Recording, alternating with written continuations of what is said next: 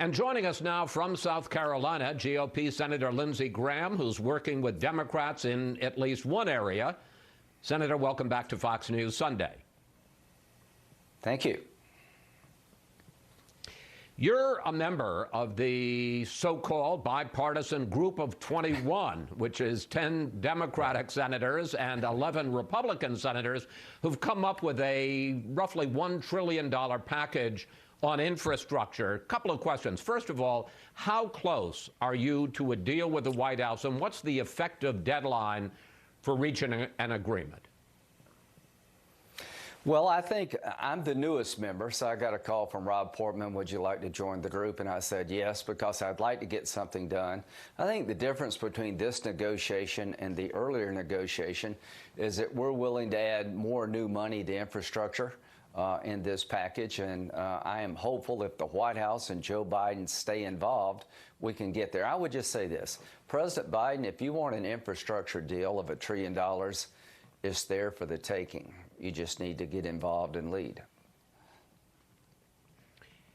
Democrats on the left say, again, on the left, say that the only way they'll agree to this bipartisan infrastructure package is if there's another separate, much bigger, maybe even $6 trillion spending and tax package that would be passed on a straight party line vote through the Senate. Take a look. I think it would be very difficult to find the votes for that in the House unless there was a simultaneous movement and agreement of the full reconciliation package with 50 votes in the Senate. Question, Senator, will you support an infrastructure compromise with Democrats if you understand that at the same time they may pass a separate $6 trillion spending and big tax package on a straight party line vote in the Senate? That could be very problematic. I'm going to sit down and talk with my colleagues, but $6 trillion being spent through reconciliation is more money than we spent to win World War II. Infrastructure to me is roads and bridges and ports, and electrical vehicles are fine. I don't want to raise taxes to pay for it. But the gas tax hasn't been adjusted for inflation, the federal gas tax, since the 1990s. I would be willing to do that. An infrastructure bank is on the table using unspent COVID money. So I would just say to President Biden, you've got a party that's divided. You've got a Republican Party that's willing to meet you in the middle for $1 trillion of infrastructure that could fundamentally change the way America does business in roads, ports, and bridges, and accelerate electrical vehicles. You've got to decide what kind of president you are and what kind of presidency you want. So if you want to work with Republicans to spend $1 trillion on infrastructure, it's available to you. If you don't want to go that route and you pick a $6 trillion reconciliation package, I think you'll get a lot of pushback from every Republican. So just to button this up, you're saying that you could not vote for the compromise in one area if there's this other big spending and tax package in another? That would be a problem for me. I'll have to talk to the rest of my colleagues, but that would be a very big sticking point, because $6 trillion is more than we spent on World War II. And what they're calling infrastructure, the liberal left, to me is not remotely related to what's traditionally been called infrastructure. It's just a power grab by the Democratic Party in every area of our lives. So let me move on to another area, because Senator Schumer, the Senate Democratic leader, is going to bring up a voting rights bill this week. And the centrist, moderate, always maybe the most powerful man in the Senate, Joe Manchin, is going to offer his stripped-down version of that bill this week. And I want to put up the main elements of the Manchin proposal. Make Election Day a holiday. Mandate at least 15 days of early voting.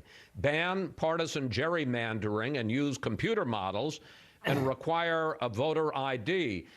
Now, Senator, Manchin took out a lot of the basic Senate plans, S1, the For the People Act, like public financing of congressional elections. Can you go along with the Manchin stripped-down version? And if not, why not? Well, one, I like Joe Manchin a lot, but we had the largest turnout in the history of the United States, and states are in charge of voting in America. So I don't like the idea of taking the power to redistrict away from state legislators. You're having people move from blue states to red states. Under this proposal, you would have some kind of commission redraw the new districts, and I don't like that. I want states where people are moving to have control over how to allocate new congressional seats. So as much as I like Joe Manchin, the answer would be no. In my view, SR 1 is the biggest power grab in the history of the country. It mandates ballot harvesting, no voter ID. It does away with the states being able to redistrict when you have population shifts.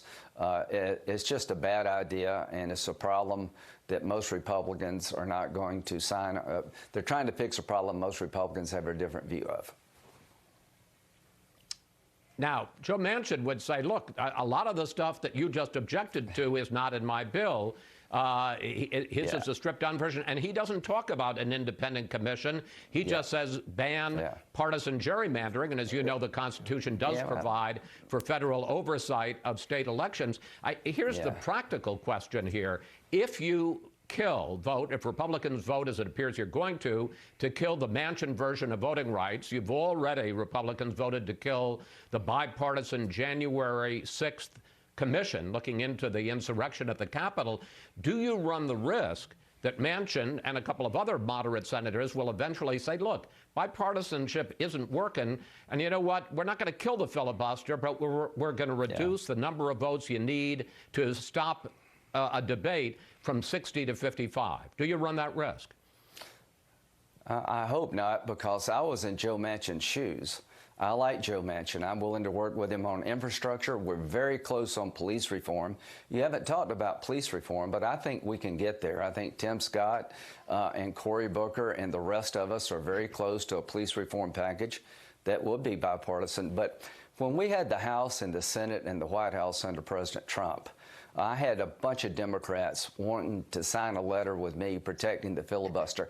Every one of those Democrats have fled for the hills. So I was beat on every day. Why don't you give in and agree with President Trump to change the rules so we can get the Trump agenda through? I said, no, I don't think it'd be good for the country.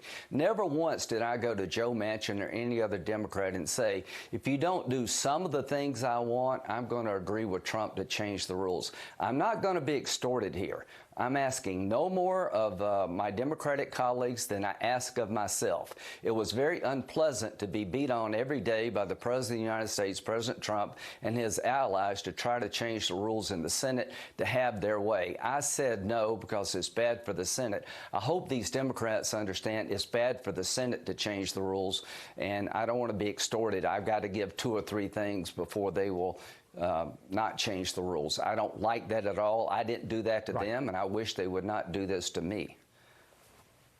All right, I got 2 questions I want to squeeze in the next 3 minutes, so let's try to do that. The Supreme Court voted 7-2. All right.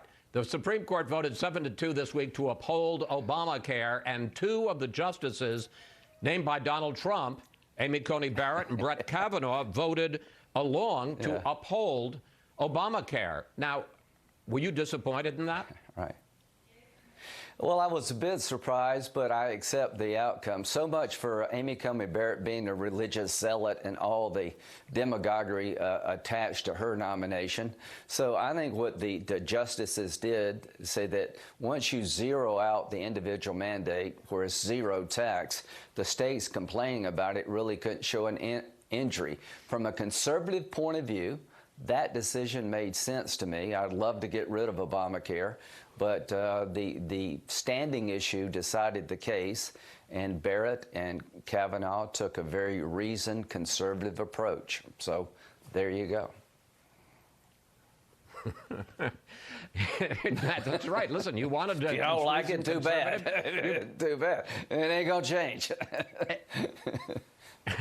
Finally, foreign policy. A hardliner, Ibrahim Raisi, has been elected the new president of Iran. The Biden administration reportedly wants to conclude a nuclear deal before Raisi takes office in 6 weeks. How do you think his election affects those talks? Well, number one, a moderate member, there are no moderates on the ballot in Iran. The Ayatollah is a religious Nazi. He controls the place. Religious zealots run the place. Why in the world do you want to give massive enrichment capability to the largest state sponsor of terrorism in the world? I don't know. There's a better way. Iran can have nuclear power. We'll have an international fuel bank. They don't need to make their own fuel. I think the Arabs would agree to that construct. So the idea of going back into negotiations with the Ayatollah and his henchmen is insane. The Israelis hate this, right, center, left. The Arabs are scared to death. They're going to be in a nuclear arms race. If you go back into this deal with the Iranians, you're going to have a nuclear arms race in the Mideast, and you're going to put Israel in a box so they have to use military force. To my friends in the Biden administration, there's a better way. If they want nuclear power, the Iranians, they can have it. If they want a bomb, they're not going to get it. They don't need to enrich to have nuclear power. Senator Graham, thank you. Thanks for your time this week. And I must say, you're in a very good mood. It's always good to talk with you. Thank you very much.